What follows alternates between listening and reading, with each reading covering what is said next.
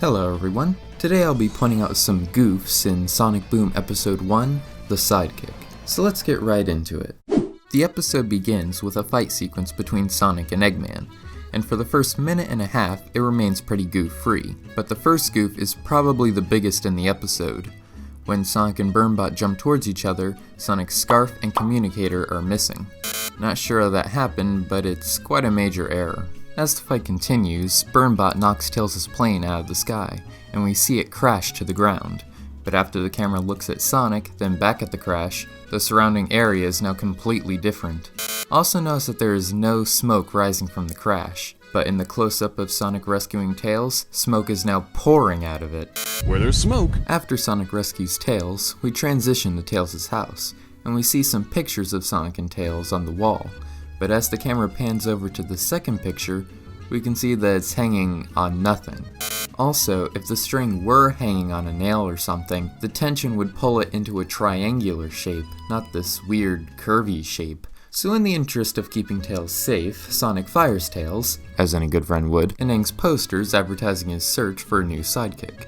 Later on, we see a number of people line up outside Sonic's shack for the sidekick tryouts. But take a look at Mike. His horns, ears, bandana, strap, bag, gloves, tail, and boots aren't colored. This is what Mike looks like in later episodes. Now a mere 5 seconds later, we find our next goof. As Amy is auditioning, the people waiting in line outside are completely gone. I'm a crazy pizza man! Hey, paisanos! So after a few other mediocre candidates, Eggman shows up. Hello. Eggman! Wait a second. Eggman's left boot isn't touching the floor. We can tell because there's a separation between the boot and its shadow. One of Tails' shoes also seems to be hovering slightly. So as it turns out, Eggman is also looking to be Sonic's new sidekick. When Sonic declines, Eggman shows him the poster, reminding him that All qualified candidates welcome. But when Eggman does this, we see that the poster is double-sided. This is a goof because when Eggman is holding the poster in an earlier scene, the back of it is blank. What also doesn't make sense about the double-sided rendition is that the back printing is mirrored, so it's just a complete waste of ink. Another goof is that during this conversation with Eggman, the chair Sonic was sitting on moments ago is missing. It's nowhere to be seen at any angle. And then we see Eggman and Tails floating again.